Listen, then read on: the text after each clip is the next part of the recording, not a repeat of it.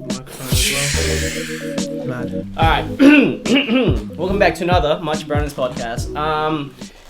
You can see we're in a different environment. We are here at Mr.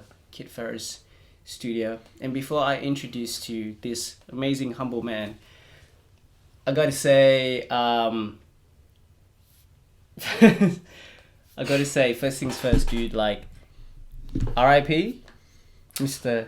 Chadwick Boseman, man. King T'Challa. Yeah. He's, I think, like, a very important figure with, like, people of color, especially in the African American community, because now they, like, little kids grow up, they can be like, oh my god, that's my hero, man. Like, he looks like me. Yeah. So, honestly, condolences to his family and friends. Yeah, 100%. Okay, so we're this week's episode, I'm joined by my additional family. I would like to put it in my CV. Mm-hmm. One of the most humbling motherfuckers out in the music industry, man. No matter what he goes through, he's like, I'm cool. Relax. Breathe. Because, you know, life's short. Just breathe. And hella fucking talented Mr. Kid Pharaoh. What's going on? Hella so. Come in the frame a bit. Oh, come in the frame? Yeah, Oh, yeah, okay. gotta, I can see myself. I can see myself. It's your show, bro. I'm a bit show. shy, bro. I'm a bit shy. Okay, good. What's going on? Dude, what's happening? Let the people know. I'm good, Talk man. to the people. I'm chilling. Yeah. No, I was pretty... Me and my sister, we found out about Chadwick this morning. Yeah. We were, like, mad happy. We were on our way to, like, play soccer. Mm. And everything was cool. We were just vibing, listening to music. And then she got a text. We were in, like, a group chat with a couple of our family friends. And we got a text. And my sister was like, what? And I was like, I looked at it. And the website kind of looked fake. Yeah.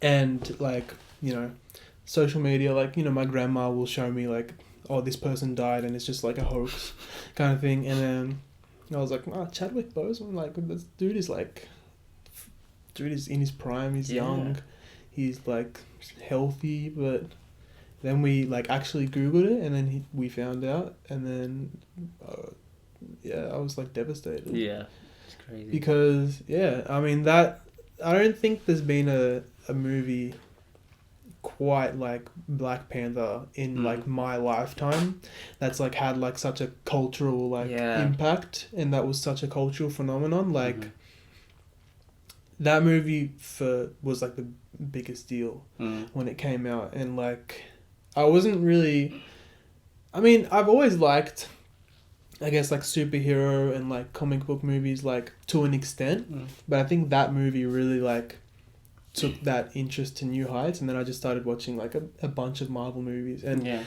even my sister, like I told her how much I loved the movie when I saw it in the cinemas, and then when it finally came out on like services, and then I bought it, and then she was like, all right, let me see what it is, and then she watched it and became like obsessed with everything to do with it, and she watched it like 1,000 times, like every night. But no, man, it's sad. Yeah. No, that was like the same as me too. When Black Panther first came out, I watched it with my best friend. We came out, we're like, dude, this is so powerful for us. Yeah. And then I watched it with my brother, my sister, and I watched it again by myself. I'm just like, this is just crazy. Yeah. Through cultural stuff, you know? Yeah. And like, look, I'm a big fan of superhero movies, especially Marvel, because my favorite superhero is Spider-Man. And when they came out, I'm just like, yo, holy shit. And then like my brother's like, oh, Andrew Garfield reminds me of you a little bit. I'm just like, shut the fuck up. What? Yeah, like, what? But then, like you said, when Black Panther came out, it's like, it just dives more into like cultural stuff. And then it's just like, whoa, this is fucking crazy. But it kind of makes sense because of like Chadwick. You can see the skinniness in him throughout pictures and videos, and I really thought that he did lose weight because of that film with Spike Lee, the Five Bloods or something like that. And then now when they said that he was actually suffering through cancer, and it's like, oh, okay, it makes sense. Yeah, no, and the thing is as well, like, I saw a lot of like screenshots today of like tabloids and newspapers that were posting about his weight loss while he was still alive, and they were just like, you know, he's lost weight, he looks weird, but you know, and he kept his like sickness secret. Yeah. But it's like, imagine how they feel, like how dumb you would feel after he's passed away, after like suffering in silence, and you posted something like that. It's like you don't know what someone's going through. No, yeah. So you can't like you can't judge the exterior without knowing what's going on inside. Like that guy was like suffering through like cancer, and colon cancer is like no joke either. Yeah. And he was filming like Civil War, Black Panther, you know, Infinity War, Endgame, like all of these huge movies that take like are so physically demanding and even just like mentally straining, the hours and the costumes and the makeup, and he had to fit in like hospital visits and treatment in the middle of that, and then and he's working so hard, and then there's people saying like, oh, he looks weird. Yeah, it's people just. But yeah, no, like I don't. The mentality and like the persistence you would have to go through something as serious as cancer and then still bring joy to so many people. Like I saw this video of him on the Jimmy Fallon show. I don't know if you saw it, but it was like they pretty much had people come into this like empty room, and it was just a poster of the movie, and they said what they loved about the movie, and they were just thanking him thanking the poster, and then he pops out and he's like, oh, what's up, like he surprises them. And that's when I saw the news that he died. That was the first the video I thought of.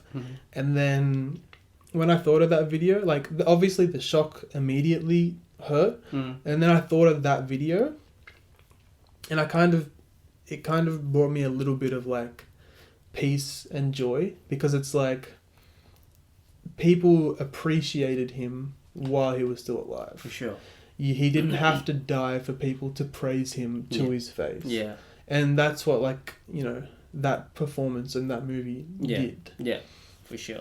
And that's why, like, he kind of transcended, like, just, like, film and just, like, acting. It was, like, way bigger than that. Oh, 100%. And not a lot of people get to, like, see the impact that they have until after they die. But something like that video that he did, like, I think he felt the appreciation while he was still alive. Yeah. And that's why, like, even now I'm just kind of, it's obviously very sad, but still, like, there's a sense of like calm and like peace, because it's like he got his flowers while he was still alive. And a lot of people don't live to see people appreciate them. There's like a lot of actors and a lot of artists who pass away, and it's like they don't get the full respect they deserve until they die. Yeah. Like, I think it's like someone like Mac Miller, like, people probably, when he was alive, like, probably only his fan base really appreciated him as, like, a talented musician, not even just a rapper, like a musician. And then when he died, then I think he was more widely known as, like, you know, this instrumentalist musician. But when he was alive, it's just like, yeah, he's a rapper. He's a rapper, yeah. But it took for him to die for more people to appreciate him. It's always the case.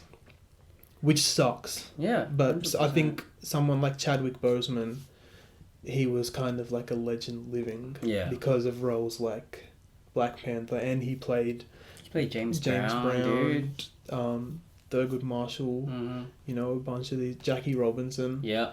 So it's like he's like loved by like the music industry because of James Brown, sporting, you know, because of Jackie and then just like globally because of Black Panther. Yeah. Like even in the tweet that where his like family announced his death, it was like, you know, playing T'Challa was like the honor of his life. Yeah. So I think he'll always be remembered as like T'Challa, which is not, you know, I think that's perfect. Yeah, 100%.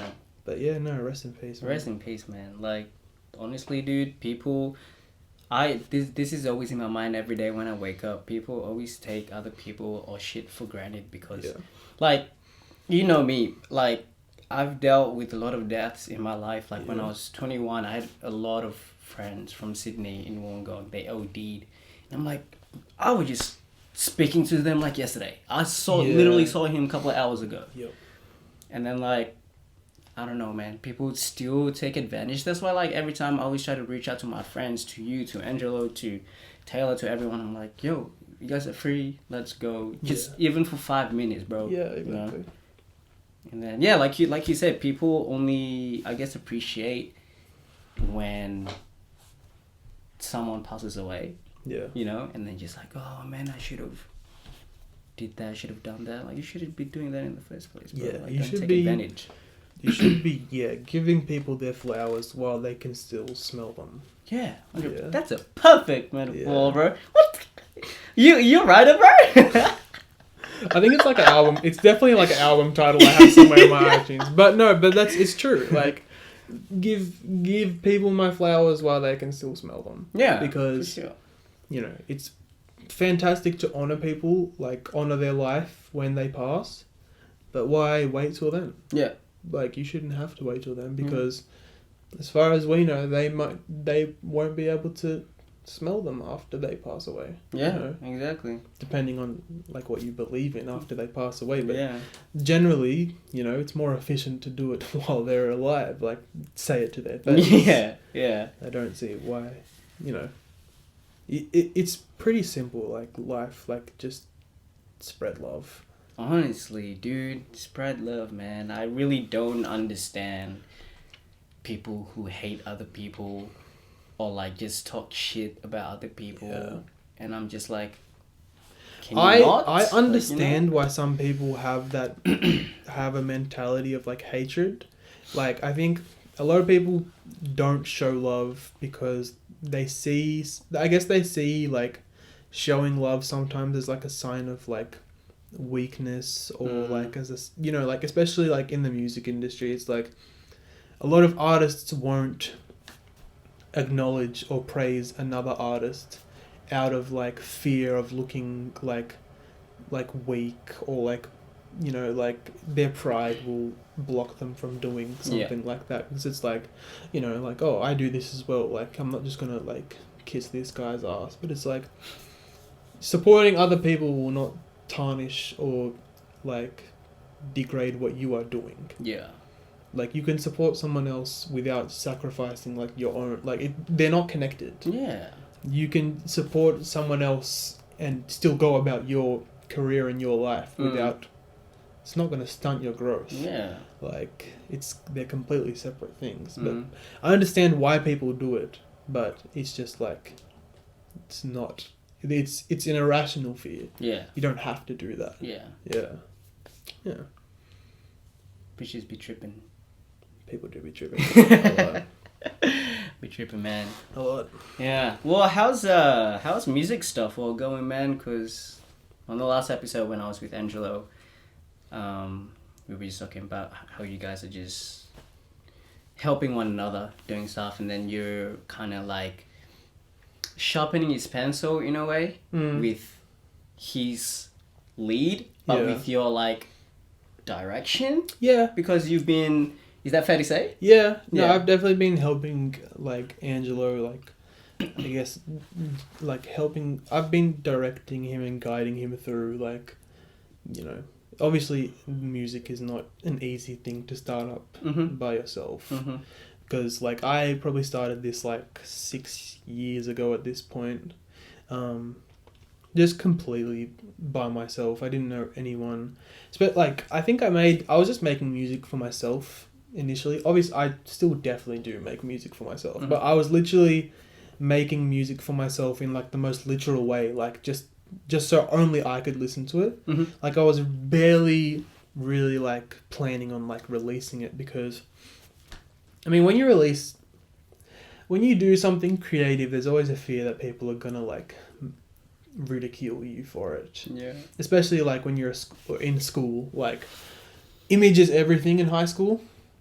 Fucking hate that. And if you, like me, being this like quiet kid in school who was just very to himself, if I was just like, hey guys, I'm a rapper, it's just like, what?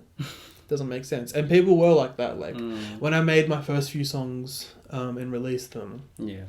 Obviously, you know, I had a lot of friends that were very supportive, which I'm very thankful for. But at the same time, there were kids that were just like, "What is this? Like, what are you doing?" And even I had some of my cousins that like, they have known me my whole life, and they're like, "This isn't like you. Like, do you really think that you're gonna become a rap?" Like, one of my cousins directly said to, I always remember, one of my cousins directly said, "Do you really think you're gonna become a rapper named Kid Pharaoh?"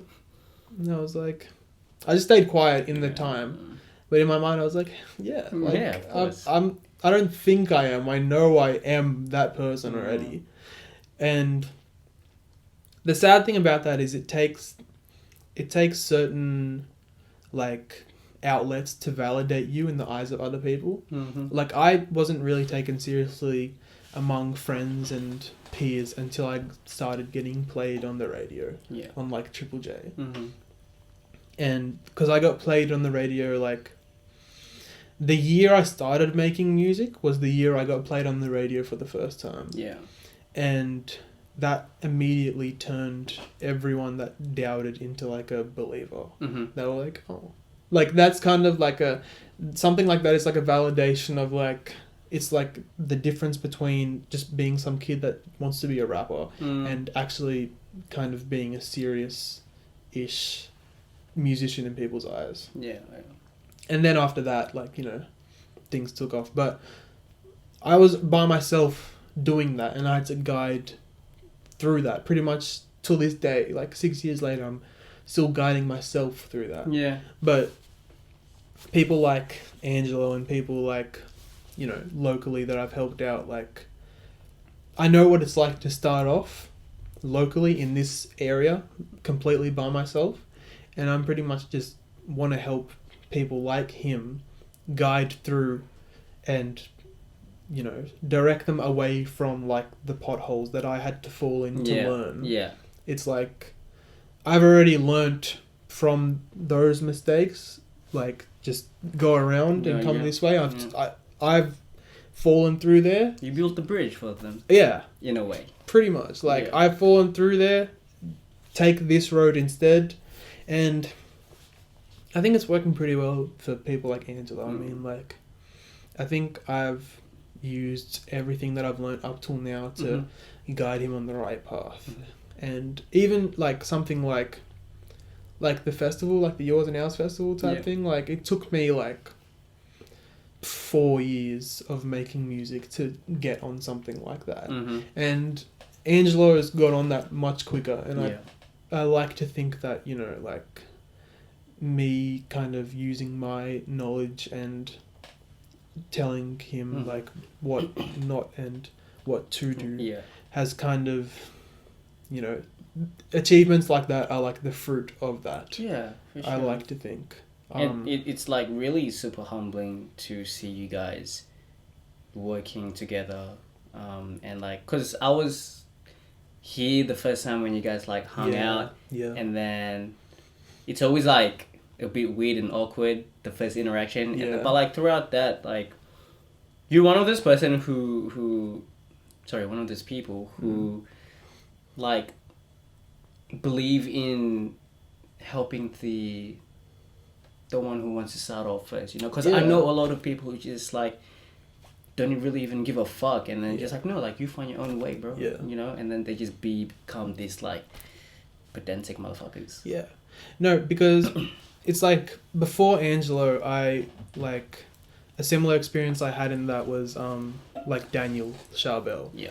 And he like kind of hit me up when he was like much younger, like in high school, and was like, you know, like I make music as well. And he reminded me a lot of myself when I was first starting out. Like, even like the sound of like his first music that he sent me was very like kind of like an old school hip hop feel, which is what a lot of people start off with, and that's what I started off with. And even like the subject matter was very like hungry, like chasing your dreams type thing, which is definitely what I started off as. And then you know, he pretty much just started off like he just asked me for a feature on a mixtape, but then I started helping him out a bit, and like I mixed the whole tape for him, and then from there I just kept helping out in any way I could, and then you know, now he's like gone off on his own road, because like, you know, which is exactly what I want to do with Angela. Like I want to kind of like give you the first push, and then after that, like you can just, you know, take the training wheels off type thing. Yeah. Like for sure. Which is and I think everyone that we're around is like flourishing at the moment. Yeah. Even like Daniel and his boys, they're playing the festival. Angelo's playing the festival this year type thing.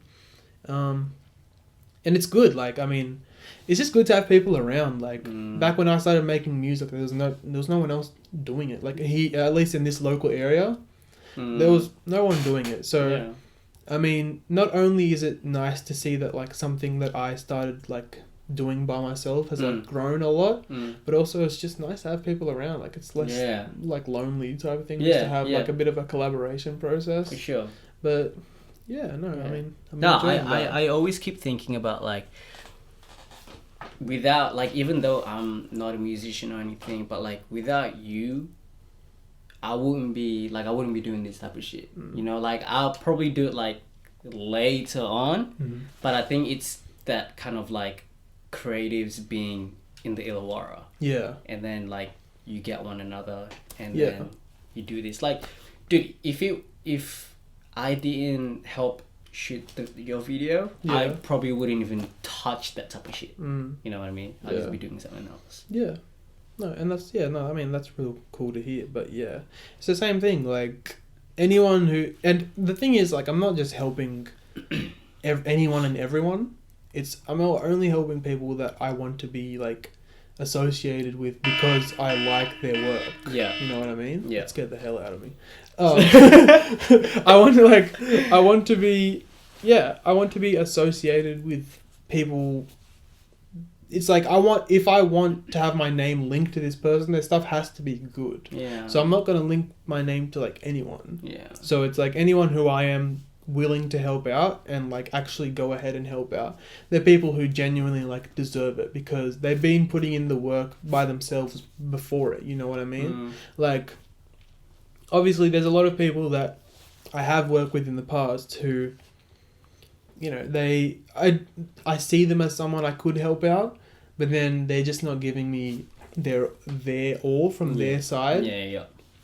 But people like you, people like Angelo, people like Daniel, like when I kind of discovered them or first met with them, you guys were like putting in all your own work before that, and there was a work ethic which you can't teach someone. Like it has to be there, and then from there things can be like refined, and things can, you know, like definitely with Angelo, like when we first met, he was recording like a ton of songs just in the microphone of his like Apple earphone. Which is like, I used to do stuff like that as well. Like I used to record on like a PlayStation SingStar microphone. Oh, true. I used to like, we had like a SingStar R&B PlayStation 2 game, and then I realized that plugs in via USB, and then I was like, oh, I could use that on my computer, and then I started doing that. So it's like just doing things like however you can, using whatever resources you can utilize. Yeah. And that's something that drew me to Angelo, because it's like he's not making excuses, and he's not letting anything stop him. Yeah. Like the simplest thing he's making it work. Yeah. And he's recording tons of songs. Yeah, for sure. So it's like, you've proven to me that you like deserve to be helped. So it's like, that's why we're in the studio every week. It's like you've put in all this work and you've come up this far, and I know you have a work ethic and a drive that you've developed yourself. Now let me come in and, you know, bring you like better quality, you know, recordings, and we can make things refined and mixing them and stuff like that. And yeah, it's like, if I see you have a work ethic and there's like a potential for growth and better quality, it's like, that's all I need. That's really all I need to like become involved and want to help you out type of thing. So That's where it starts, really. Yeah. 100%. Yeah. Oh yeah. I'm gonna cut the camera real quick, and then we'll press record back. Don't change the channel. Bro, that was vicious. Really vicious.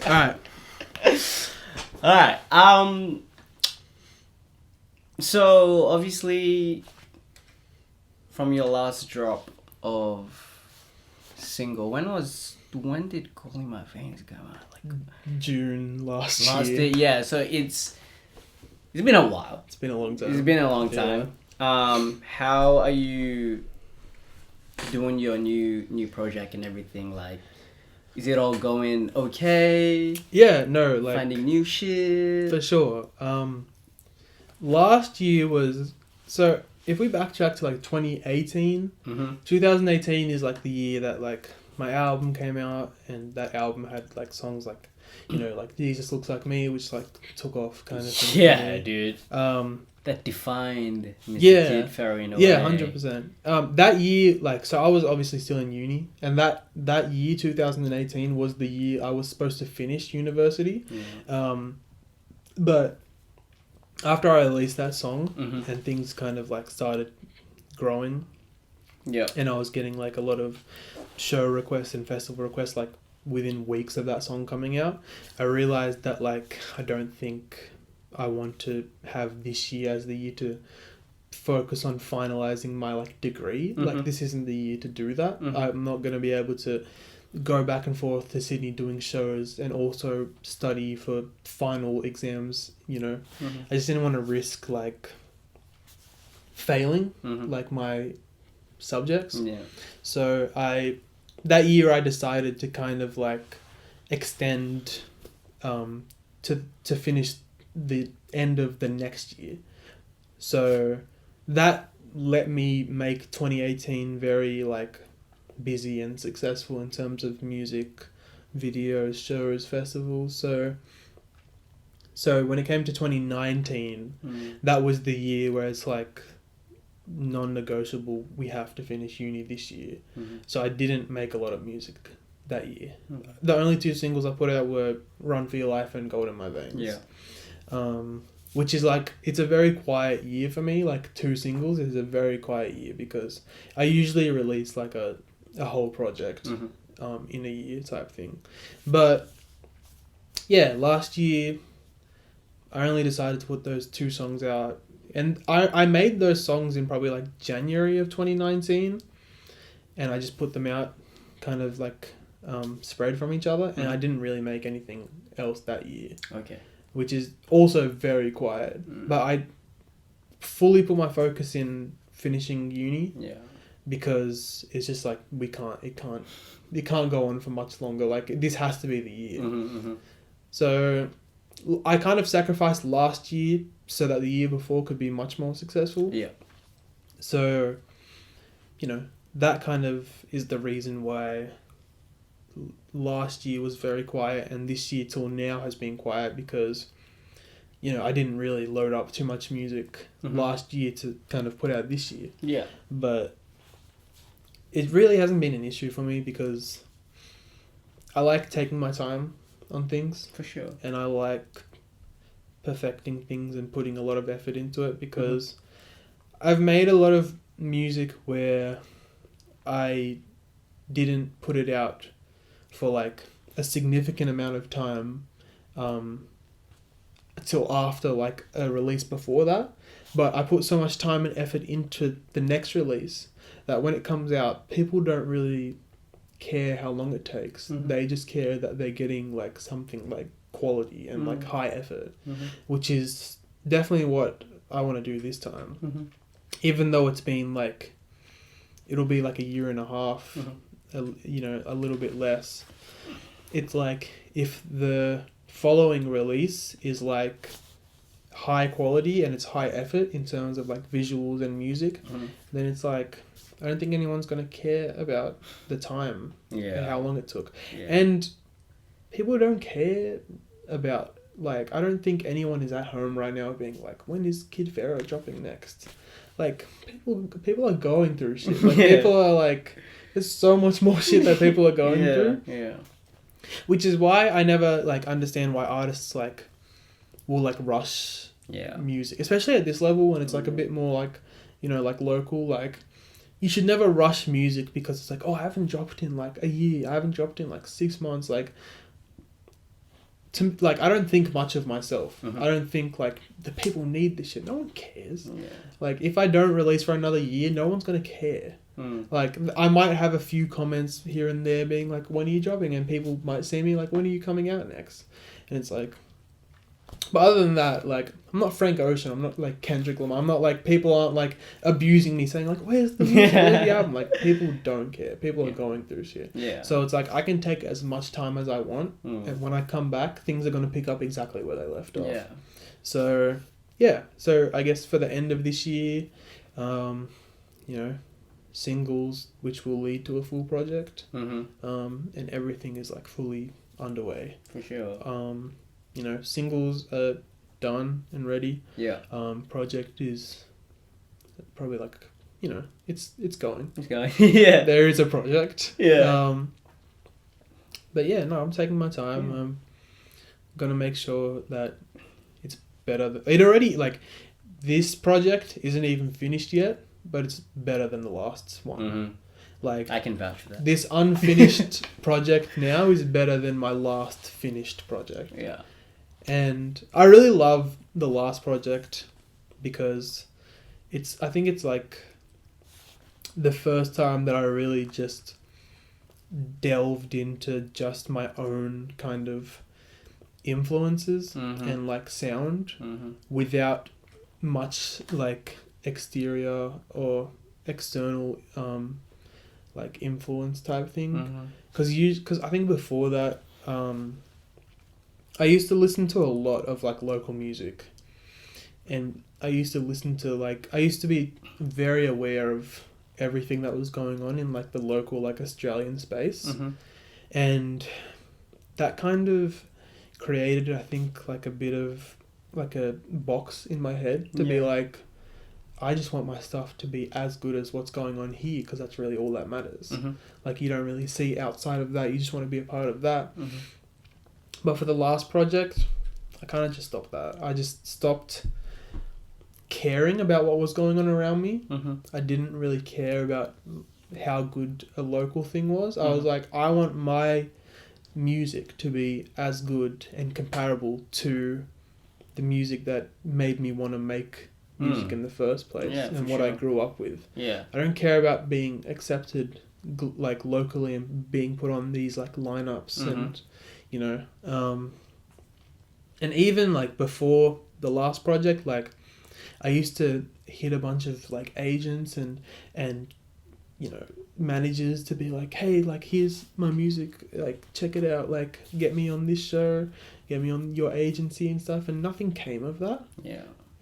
When I went to someone, and then with, you know, the last project, I stopped hitting anyone up. I just isolated myself, stopped listening to like I said, stopped paying attention to what was going on around me. Only exposed myself to like music that like made me start making music, and stayed to myself, made the best project I can. And then from the jump, from the first single, like from Jesus Looks Like Me, like everything changed, which made me think like this worked. Because I had never heard anything like that locally. For sure. I don't think there will be a song like that for a while locally. And like a video that is like that as well. That's like, you know, like I built that set by hand. I did all of that stuff like by myself, like with a tripod. Like I just don't think many people like in this local space go to that much effort. And like I pride myself on just doing stuff that people like wouldn't do.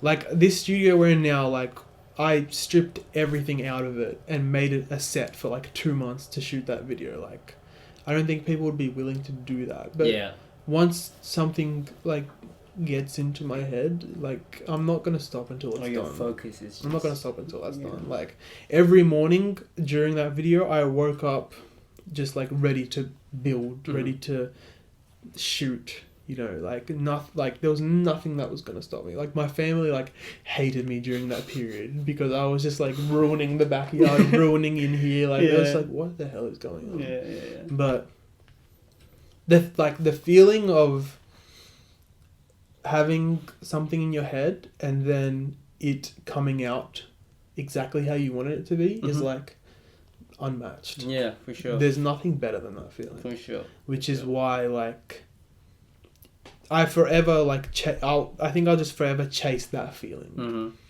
And you know, a lot of people chase something that they've never felt before. But when you know what it feels like, then you know when you reach it, kind of thing. Like, you know, a lot of people will chase a success or a satisfaction that they may never reach because they don't know what they're looking for. Yeah. But, you know, I know the feeling of executing something that I've had in my head, and I know what it's like for that, you know, that project or something like that to be successful and for it to give me that feeling. So I know moving forward exactly what I want to achieve. And as long as I satisfy myself in that regard, that's all I care about. I don't care about how many views something gets or streams, anything like that. As long as I execute something that's in my head, then that's all I want. That's successful. You're just there for the love, man. It's successful. That's it. And even like I've had conversations with people talking about like, you know, I was speaking to someone about like releases and they were talking to me about like playlists and, you know, stuff like that. And they kind of defined to me what they thought a successful release was. And they were like, you know, this is a successful release. Yeah. But I was like, that doesn't define the success. Like, they pretty much are saying, you know, once you get in a playlist and once that playlist gives you a lot of streams, then it's successful. And that's what determines the success of the song. But the song should be successful the day you drop it because it should be, you know, if you make a song that you're proud of and like it's a sound you really want to make and you've put a lot of effort into it and it's a genuinely, you know, well-made song, then the minute it comes out, it's successful because you've put all your effort into it. I don't care how many streams or how many radio plays it gets, like that shouldn't, those numbers shouldn't define the success. Like your satisfaction in that song should define its success. Like it's successful there. Like Kid Cudi, with his album, that Speed and Bullet to Heaven album that he put out, and it's like his most like hated album. I saw him like talking about it recently and he was like, I'm so proud of that album. Even though it was reviewed badly, it didn't sell well, he was like, I love that album. And that's all that matters.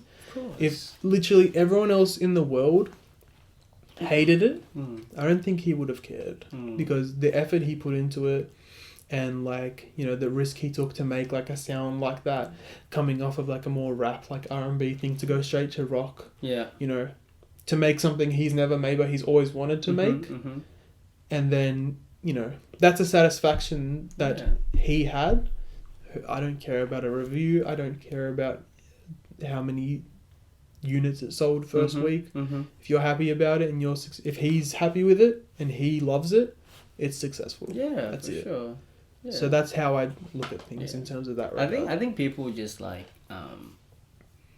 diminish that, like not like from outside your perspective. You know, only you know what you go through to make that type of shit. Like with Kid Cudi, you know, only he and his producers and his friends knows what he did, and then when people listen to it, they're just like, not a fan.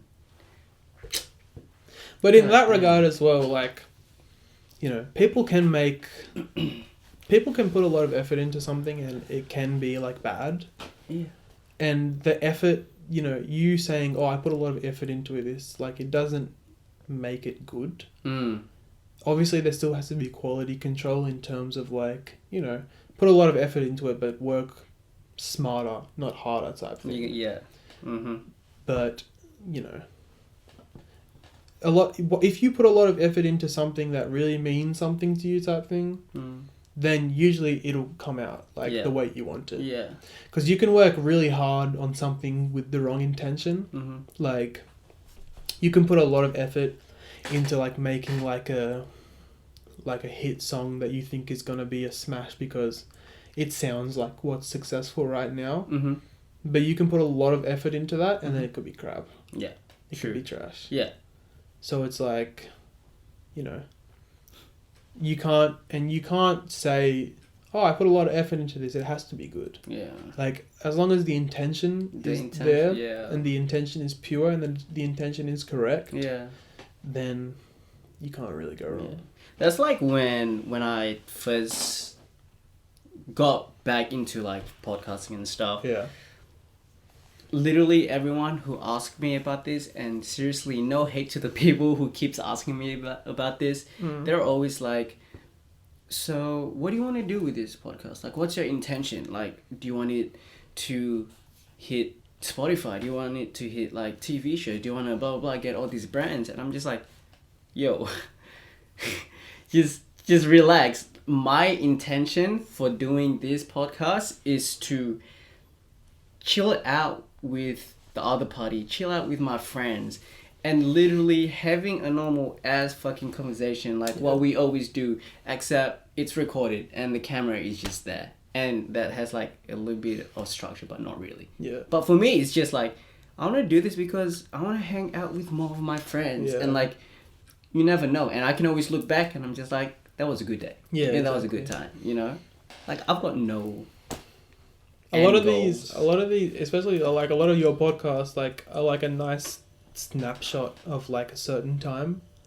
Like I go back and watch the podcast we did here with Angela, because it's like a snapshot of like when quarantine first started, and I like shaved my head. Yeah. Like we can look back at that like in a couple of years and be like, holy shit! Like remember when that quarantine first started and everyone was freaking out and you shaved your freaking head? Yeah. Like, it's a snapshot, and we all have conversations like this all the time. All the time. Like we all sit here or anywhere else for hours and have conversations. Yeah. Like, I think you're just putting a camera and a microphone and recording the normal conversations we normally have. Yeah, literally, that's it. That's pretty much what it is. Yeah. So, there's nothing wrong with that anyway. Like, Thank you. I don't think like you have to do something like this with the intention of like being like, yeah, I'm gonna get like a Spotify deal and I'm gonna go crazy with it. You can just do it for fun. Yeah, I'm literally, all the shit that I do for fun, dude. Yeah. Like, the reason why I love to do photography is I get to meet new people, I get to meet models, I get to be in these different locations every time. Yeah. And I'm just out there having fun, having connections, and you never know. Exactly. For sure. But no, when people always say like, oh, so what's the end goal? I'm like, my guy, I'm taking it project by project by project, you know? Exactly. Like, I'm not gonna be like, yo man, I'm gonna try and like become a personal photographer for like ASAP Rocky or something like that. That's why I'm doing this. Like, nah, bro. It's that like job interview shit as well. It's like, where do you see yourself in 5 years? Yeah. I hate that. Like, I don't know, dude. I don't know. Are we gonna get the next 5 years? Yeah. Who knows, bro? Exactly. That's back to like Chadwick Boseman as well. Like, you know, he passed like to our eyes. He obviously had a long battle, but like people like that and people like Mac and a lot of these people, they pass out of nowhere. Yeah. Like tomorrow doesn't come. Yeah. So it's like, I can't think about 5 years from now. Yeah. Because I don't know if I'll wake up tomorrow. Exactly. So today that I know that I have, I'm going to do what I like. Yeah. Take full advantage of that. I don't want to think too far ahead. Mm-hmm. Like, future planning, obviously, like, to an extent is very beneficial. For sure. But not to the point that it stresses you. Like, you're not supposed to... I think you're supposed to live with a healthy amount of stress. Like, you know, like a healthy amount of stress that leads you to be productive and be you know, successful in your own ways, because complete carelessness is like, it can lead to just laziness.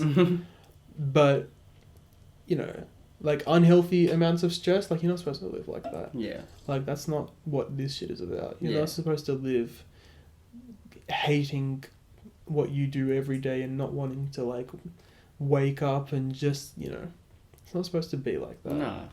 And a lot of people think that like it is supposed to be like that. A lot of people are just like, oh, it's just the way it is, you know, oh, that's just how life is, and like it's really not supposed to be like that. Dude, it shouldn't be like simple that. Like you can reach a point where you just love what you do day in, day out. Yeah. Not even just career wise or job wise, not even just in that regard. Like, you know, you should be in a position where every activity you participate in and every thing you do it because you want to, and you know, not just because you have to. Yeah. Like, you know, you do it because it's something you are choosing to do. For sure. We all have to do certain things we don't want to, but in general, everything you should be doing should be with a good intention, because you love that. Yeah. And you do that. Yeah. For sure. That's what I think anyway. That's a good way to think about shit. It's not that easy all the time though, but like I want it to be that easy. Yeah, for sure. Yeah. For sure. Alright. We've gone like 20 minutes, I think. Cut again and then continue. Don't change the channel. I had a question in my mind, but I forgot.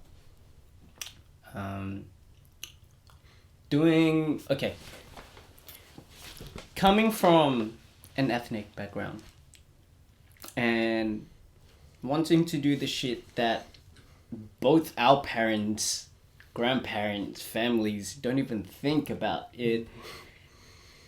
And I know you told me it took you a really long time. Even just then you were saying how it took you a really long time to do it. What drives you or like makes you to keep going in this creativity scene, in the music scene, especially, you know, with this like no support in a way, and then it's just like yourself. Yeah. You know, yeah. What keeps you going with this creativity coming from like a diverse background? I mean, I just do it because I like it. It's like, it couldn't be simpler than that. If I didn't like it, I would stop today. But it still gives me the same feeling that I had when I first started making it. Yeah. So I keep going. Yeah. The minute that feeling is gone, I'll stop. But it hasn't left yet. Yeah. And yeah, I mean, this isn't something that like is a hugely common path, especially like from like my background, like culturally, and it's something that I had to convince like a lot of family about. It wasn't really convincing, but it's like I just had to keep going at it until people saw it as like until it became normalized, essentially. Like when I first came to my parents with it, it was like, this is weird, like this is, you know, it's foreign. Especially because it's not something you're exposed to. Like, my dad was not like, I'm sure my dad wasn't friends with like, you know, when he was my age, he probably didn't have friends that were trying to be like rappers in like Egypt or like trying to be producers in Egypt. So, you know, he can only judge and act upon his own knowledge and experiences. So, and he came from a place where he created like a better life for himself through like education, and like he left Egypt, a place that he didn't really see as like as containing like a viable future for him, and came to Australia through means of education. So, and timing wise, when I first started making music and I was like, you know, this is what I'm doing, it was at a pretty critical time education wise, because it was like approaching HSE time. Okay, yeah.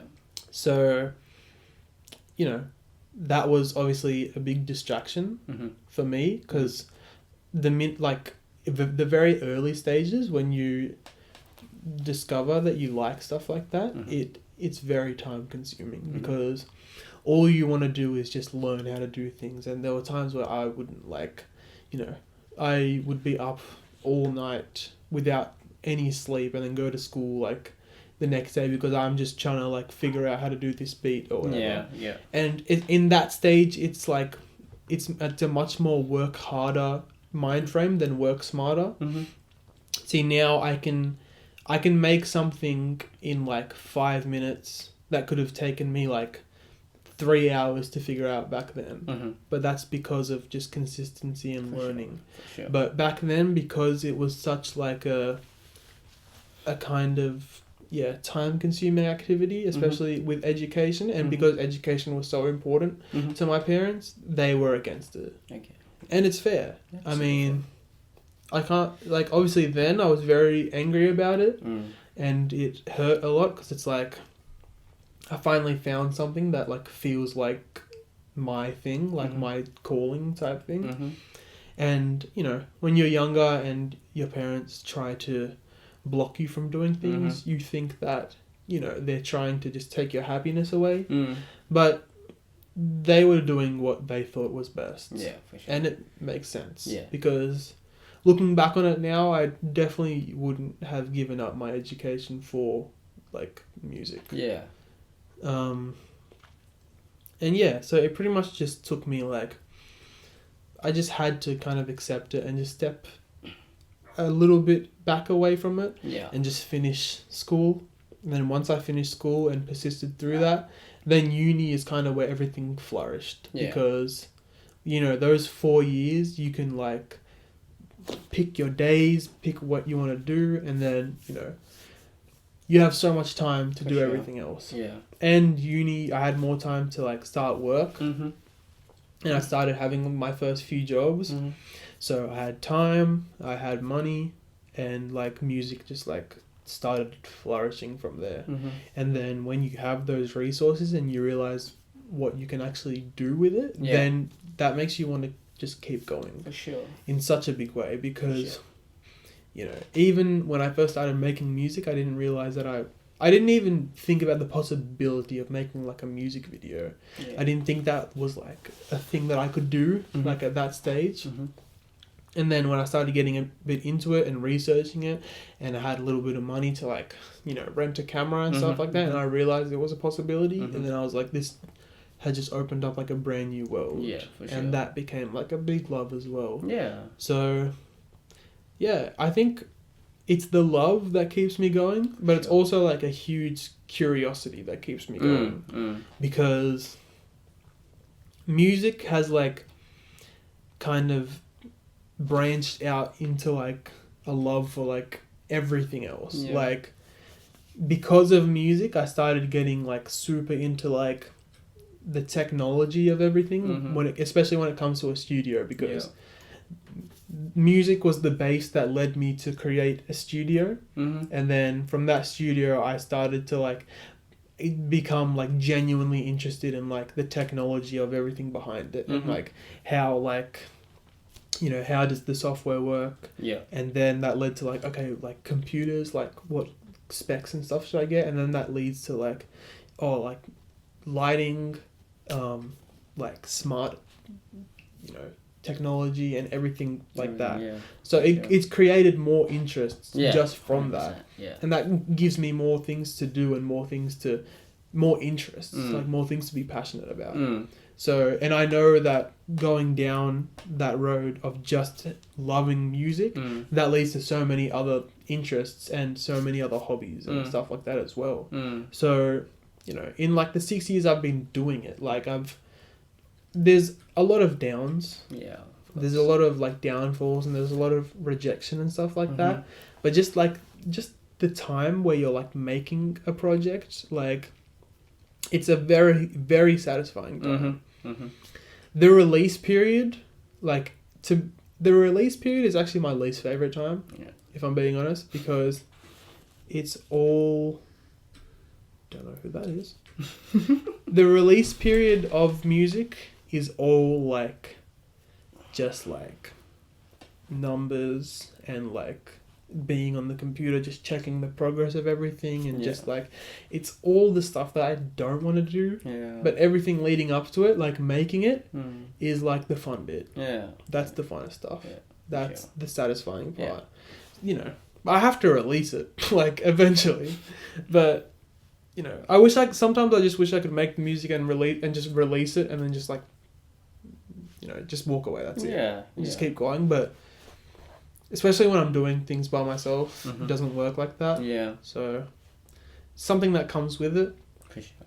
Like I hate like monitoring like social media posts and stuff like that, and like you know, like you keep swiping just to see if people have seen it. Like, you know, this next release, I just want to like schedule all the posts, let them all go, and just like leave my phone and just leave. Because those times are like very depressing and degrading to me. Because those times I hate. Like those times it's like, oh, I put all this work and I only got like 5 likes in like the first 30 seconds. Like, it plays a toll on your mentality and shit, man, and it's just it sucks. It sucks. I don't like, you know, I just want to be like a Frank Ocean type figure who just drops and leaves. Done. Yeah. But like, I'm not at that point yet.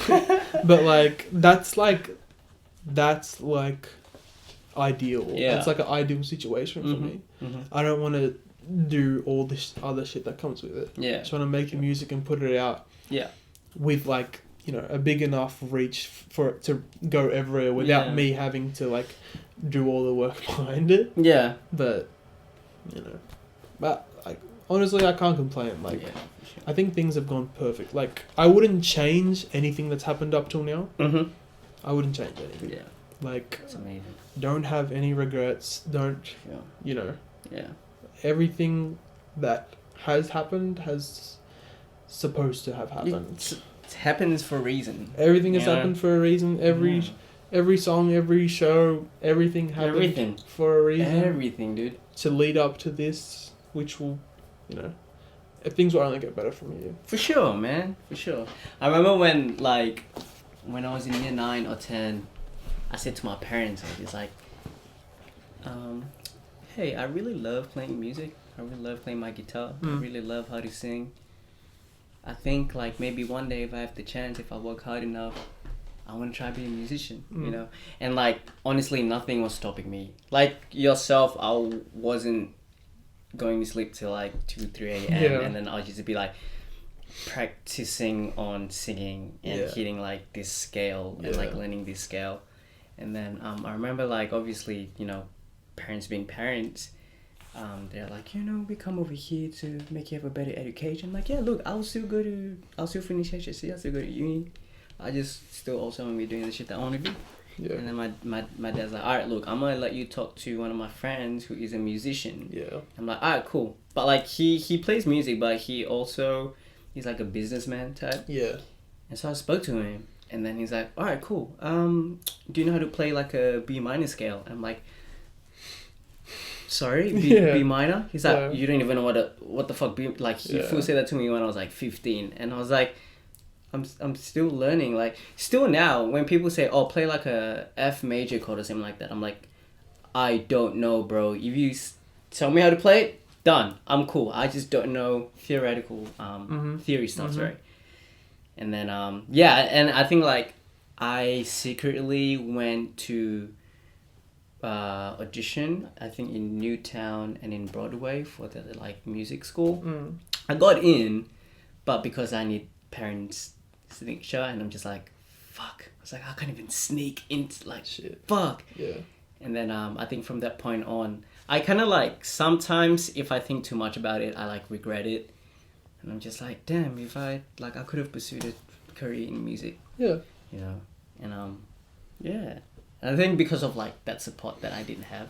So that's how I was just like, that's fair. And like none of my friends were doing it. All of my friends were like playing soccer and like studying to be this business accountant and all this type of stuff. And I'm just like, cool. what am I supposed to do in that movie? And then I met you guys, and I'm just like, it's still the same shit, but yeah, it's different in a way. Yeah, you know. I mean, as long as there's like, I guess, even if you're not doing exactly the thing that you thought you were going to do, that you still have an involvement in that world. You know what I mean? In a way, yeah. So I feel like if that brings you joy, like if being involved in it brings you joy, and there's no reason not to still do it though. Yeah. Like there's no reason like you can't try and do it again.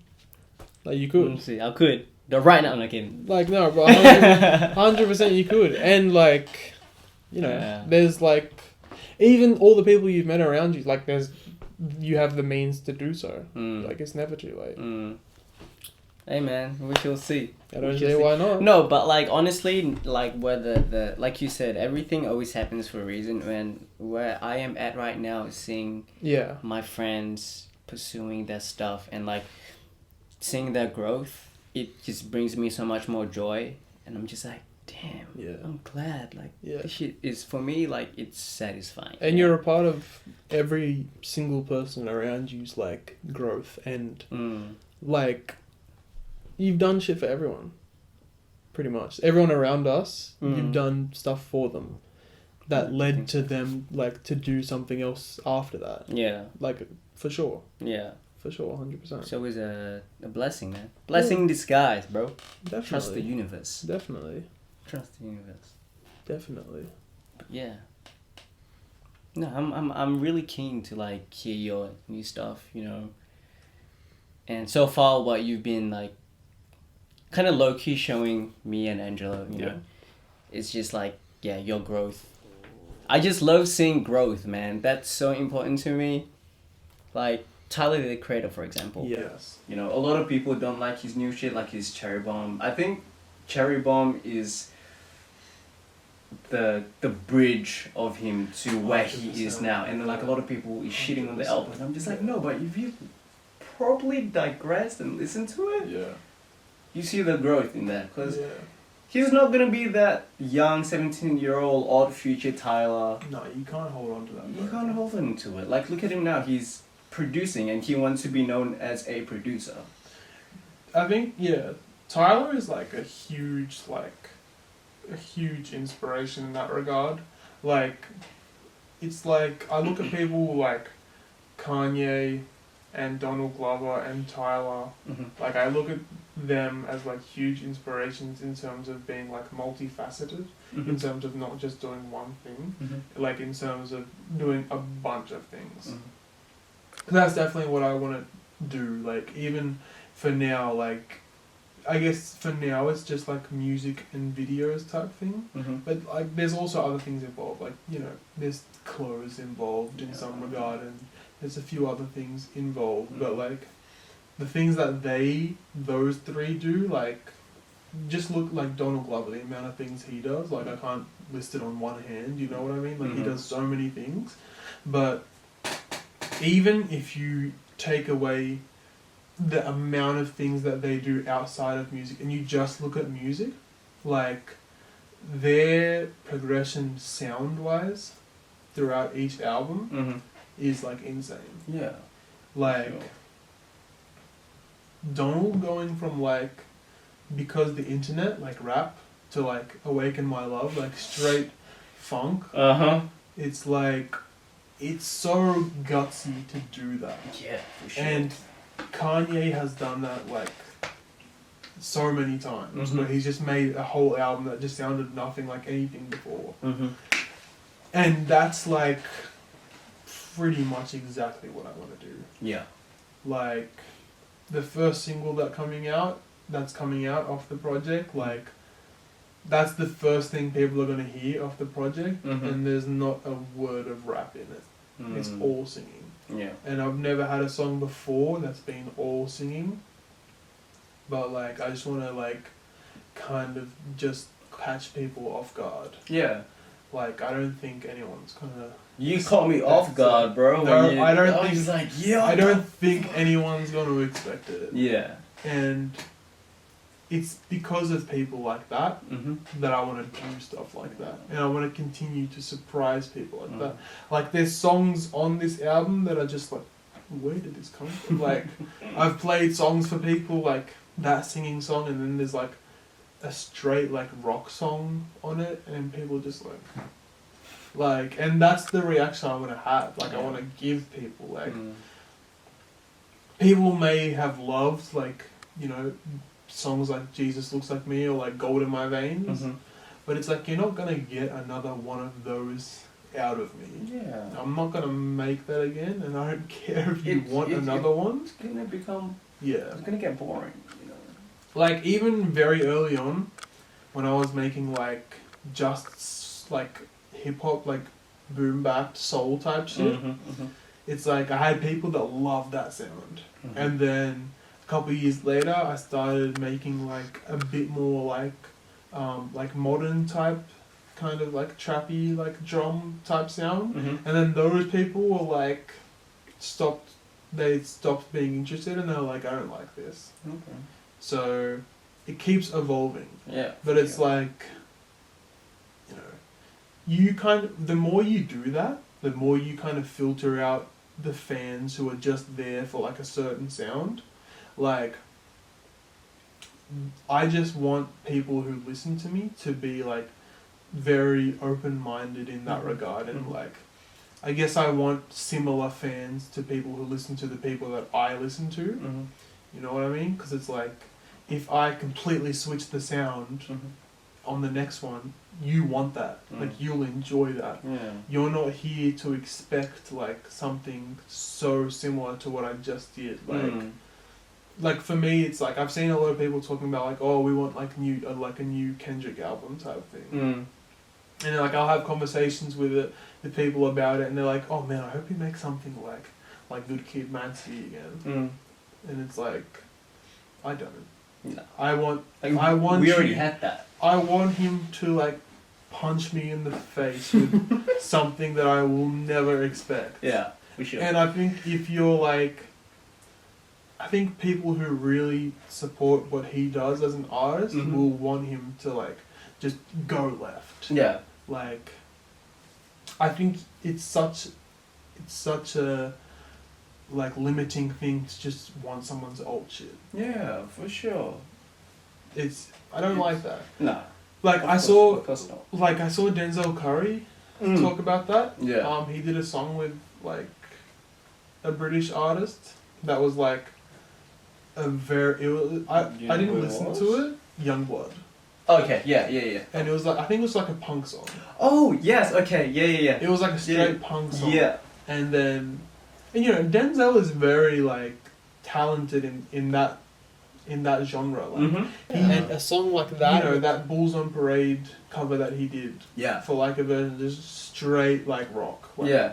And it was like amazing. It was so fucking amazing. And that's clearly something he's grown up with, and that's clearly something he wants to pursue. Yeah. And a song like that with like a very big artist can help him do that and be seen more as that, and not just limit him in this box of just rap. Yeah. And all his fans, when that song came out, were like, what this ain't it? Like, what is this?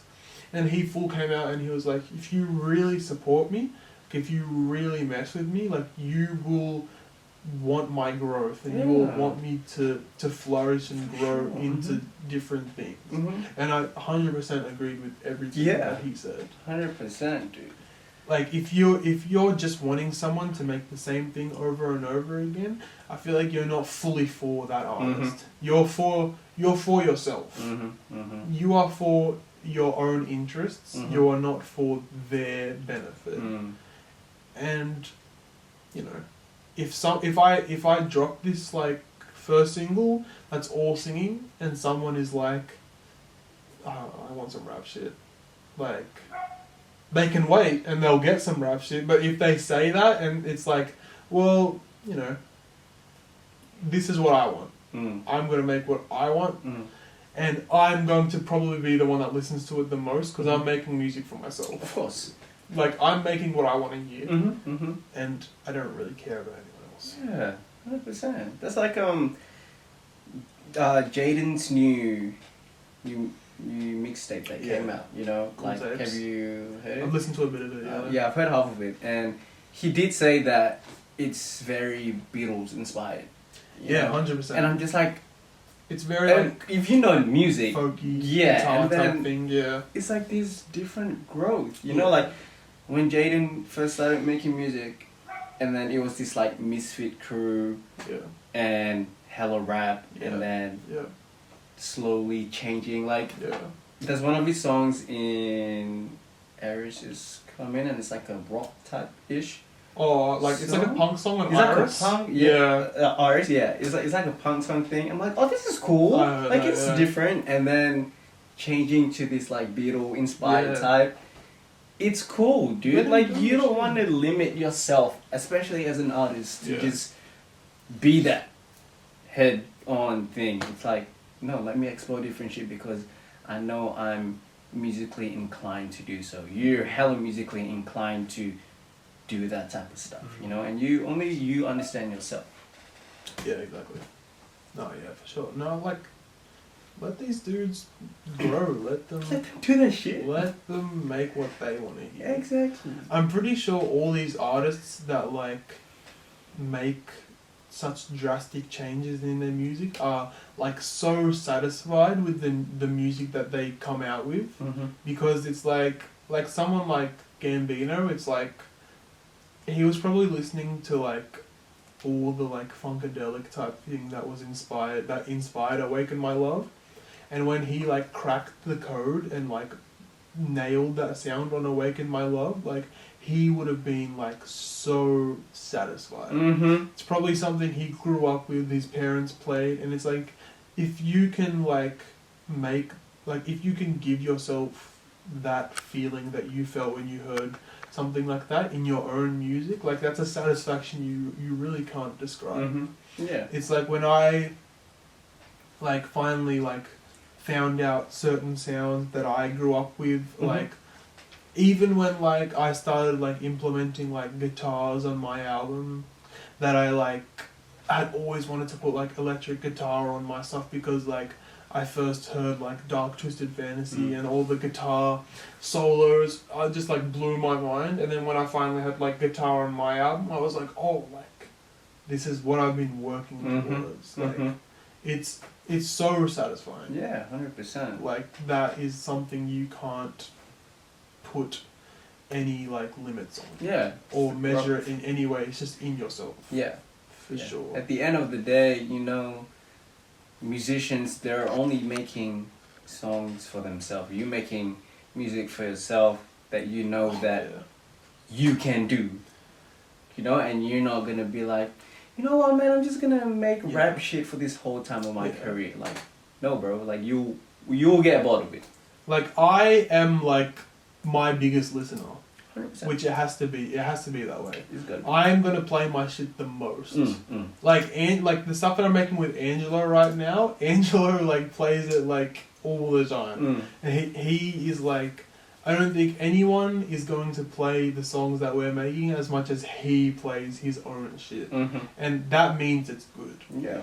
Because when I jump in the car and like, if I'm not the first person I want to listen to, then I probably need to make something better, to be honest. And it's not even like a conceited, like, you know, like boastful thing. It's like, no, I've gotten to a point where I can make music good enough that I want to constantly listen to it. Like, there's shit that I made, like, you know, when I first started, I don't want to hear that shit ever. But every album that I make, it gets better and better to the point that I want to keep putting it on repeat and I want to keep listening to it. Like, my new shit, I've been playing it for, like, nearly, like, 8 months now. Like, just every day in the car. And if I'm not getting sick of it, then it's good and I'm going to release it. You know what I mean? So...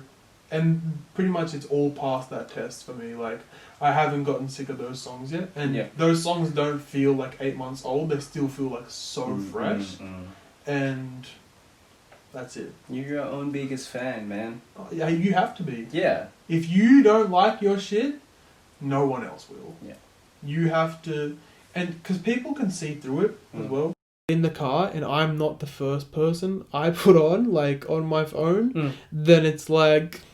we gotta see what's wrong and we gotta see what's gonna make me do that. Yeah, for sure. Because most of the time when I'm getting in the car, I'm playing my own shit. Because it's like, you know, there was a time where I didn't know how to put a song like, you know, I didn't know how to make a song. I didn't know how to put my voice on a song. I didn't know how to make a beat. And now I'm making like fucking great music.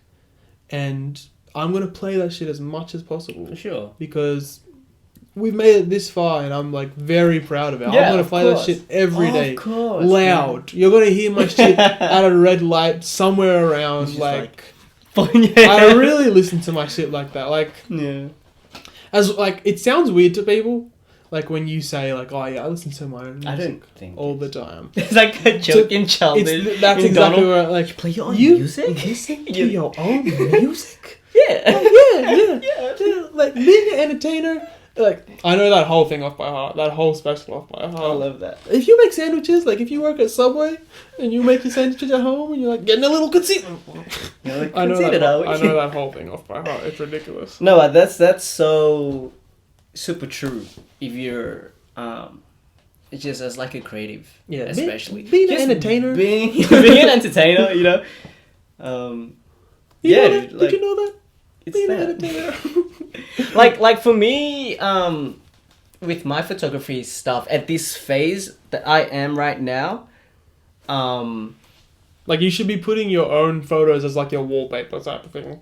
Like that's like the same as the same as like me listening to my own shit. It's like you should be like your own like wallpapers. Type like thing. I should inspire myself in a way as well. And like there was a period in my life where I didn't know what to take pictures of or anything like that.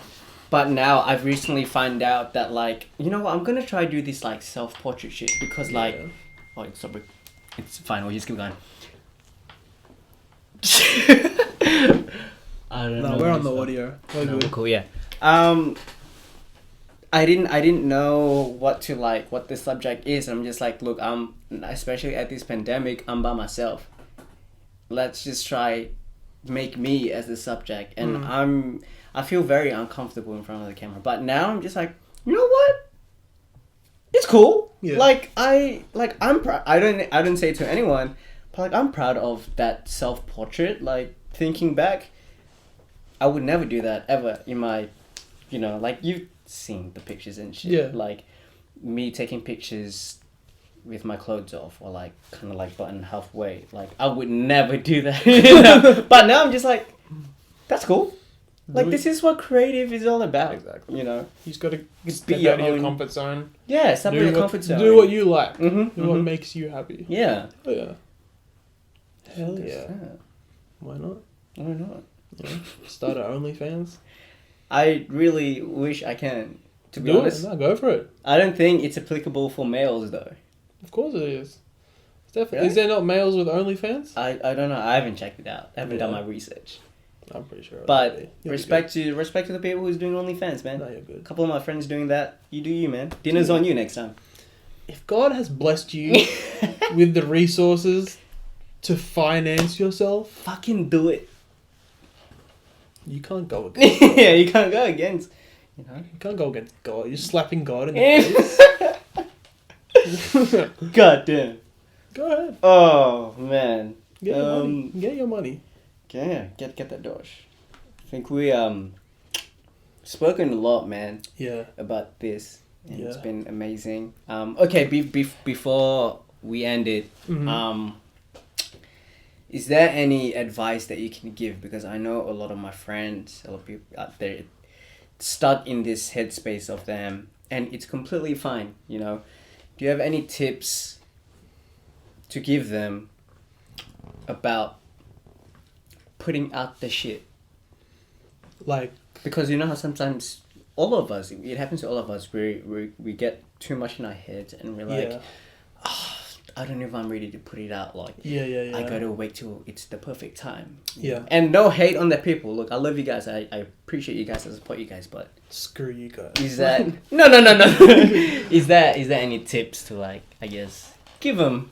I mean, some advice. It depends, like, what is stopping them from wanting to release their stuff. I mean, if it's a thing where it's like, oh, I don't know if it's like perfect yet.